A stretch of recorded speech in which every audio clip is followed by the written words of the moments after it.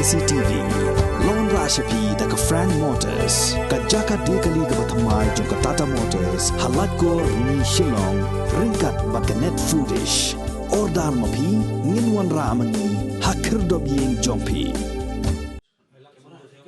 Ki Nonghilam jong Federation of All School Teachers of Meghalaya kabadai ka Shatri jong ki Nonghikai School Adhoc hagasngi balang jong ka khatway terik ubna jemmang arajar arpoar kila penbena ban Miet ha Surok hakmat ka office jong ka main secretariat Shillong lada menteri rangba ka jelna konrad sangma udang yaile menti ban Khot Ïakren ye ki Nonghilam jong ka seng Hakajing Ïakren bat kilat pathai khubor unong aiktin jong ka Federation usamla Mebon Lingdo ula ong bahaga rally kaban salong hakasngi palai jong ka khat arteri gobna jemmang arajar arpoar an saya shimbentalang de Nonghikai School Adhoc na keleng ke jelna Meghalaya bakinthop narilom khasi jantia bat narilom garo Shushu ula ong baka jingshim rai jong ka seng ban penlong de ka jingya khi ka dei halor ka nongrim bo menteri rangba ka jelna konrad kongkel sangma ula shule kuman hado menta yiki jing dawa jong ki Nonghikai.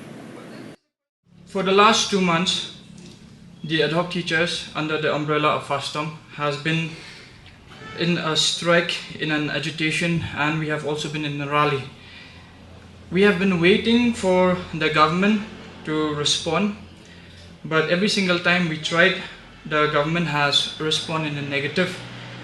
However, in the last 1 week or so, the government has responded in the positive after the rally, where after the rally we met with some of the officers from the government, and we were also told that a file has been prepared by the education department and it has been forwarded. So later we met with Sir D.P. Walang, and after the communication that we had with him, we were being told by him that he gave us the commitment that the file from his office has been processed, so it has moved forward. So therefore, it's like we try to adhere to what the education minister had to say, and we also respected him. So we call off the NCM, the non-cooperation movement, and we resume school, and we also resume the evaluation of papers. However, on March 1st, we wanted an update on the status of what has happened to our file, because the file will now go to planning and to the finance department.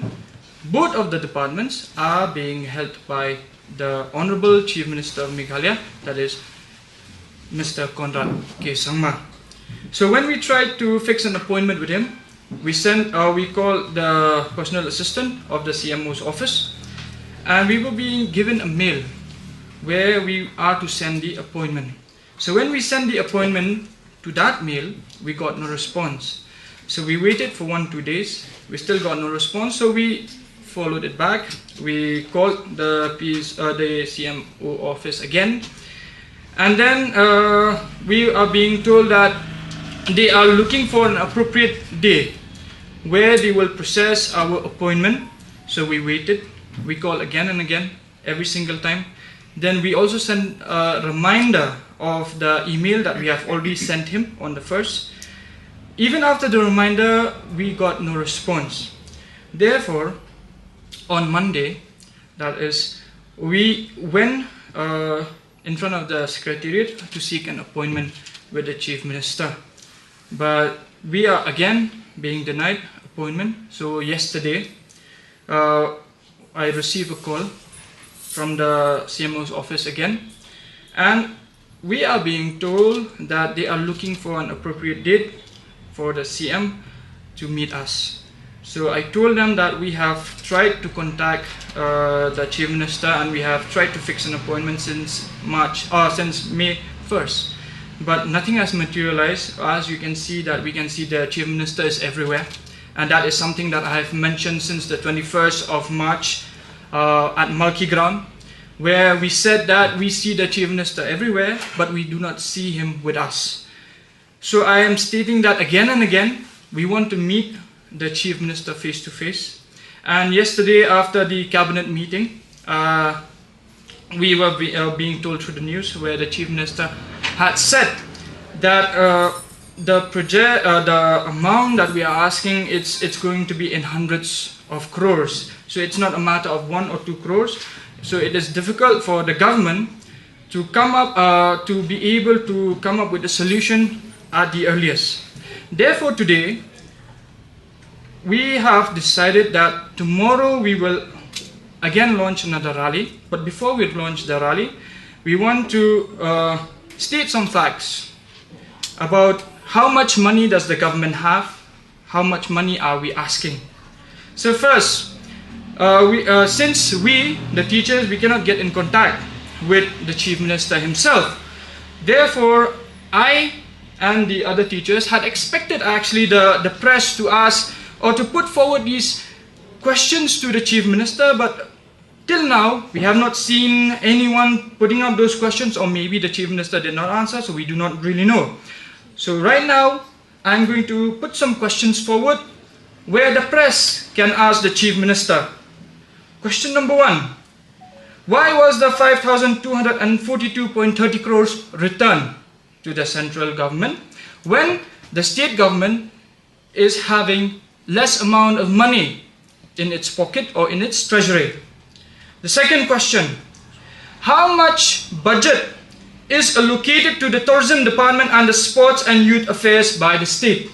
As you can see that in the state of Meghalaya, there are a lot of festivals going on every single now and then. And these festivals are in crores, as you know. So, as we all know that there is a budget that is allocated to each and every single department. We have nothing against these festivals, but we just need to know how much money is going to these departments. Then the third question is whether the budget that is allocated to these departments are matching with the funds that they are spending. So whether the budget and the fund, it's tallying or not. That is something that we also want to know. Then the government of Meghalaya has a number of projects that have come in the form of funds and sponsorship. Some of them are, in October 2018, the government of Meghalaya, the government of India, the government of Meghalaya and the World Bank has signed a $120 million project to improve and to modernize the transport sector in Meghalaya. So this is being done by the MITP, the Meghalaya Integrated Transport Project, which will improve about 300 kilometers of strategic road. That is number 1. The second one is in 2018 again, a 40-kilometer National Highway 51 project between Tura and Mizoram has been put forward, and the estimate of this project, the amount of money that comes for this project is 4,000 crore. That is to be shared between Meghalaya and Assam. How much money is to be shared between the two states is unknown. 15 lakhs of trees were to be planted on One Citizen, One Tree campaign, and this is being funded by NABARD and the National Adaptation Fund for Climate Change as part of the initiative to the project Vulnerable Springs and Rejuvenate Their Catchment or Recharge Areas cost, which is the exchequer. The amount that came is 4.11 crores. 2020, the JICA, that is the Japan International Cooperation Agency, with the government of India, has provided an official development assistance (ODA) loan of 10,397 million Japanese yen, which is approximately 660 crores to the government of Meghalaya. Then if we also move forward in 2020, 169.9 million in the project of Meghalaya LAM, the projects that aim to empower all 1,350 villages with skills and knowledge for sustainable natural resources, management, planning and implementation is being passed. So with regards to these statistics that I'm giving you, these are just a few statistics. I cannot give you all the statistics. We can clearly see that the budget is allocated very efficiently to the transport, to the development activities of skills and all. So if we also move to the how much budget is allocated to the state of Meghalaya, if we move from 2018 to 2019, 2019 to 2020, 2020, 21, the budget that was allocated, it started with 15,000 crores, then it went forward. Right now, it is at 17,000 crores, which means right from these years, there is an extra of 2,000 crores that the government of Meghalaya has gained in terms of budget. Now let's come to the total revenue receipts, which means the total revenue that is being generated by the government of Meghalaya, especially during the pandemic. If we take a look at the tax that comes from alcohol alone, that is the VAT, the value added tax, it comes to around 250 crores. Then if we take a look at the next question that I want the press to ask is this: where is the 3% of cess tax that is supposed to go to education?